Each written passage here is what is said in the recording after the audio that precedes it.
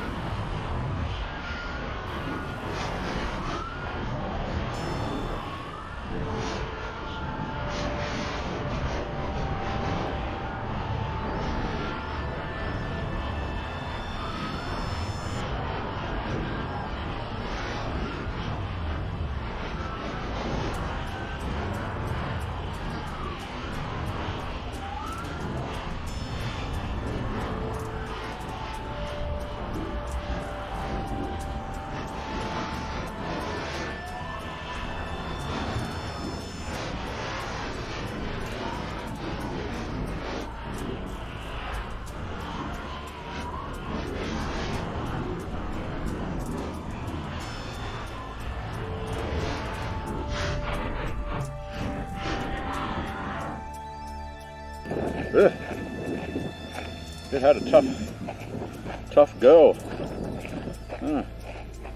Broke my 3D camera nose cone. I'll print a new one of those. Parachute didn't come out. So apparently the last one. And there's the chute release there. Well, looks like they cracked the fin too. Damn it. Oh well. Might have cracked 2 fins. Shoot, bro.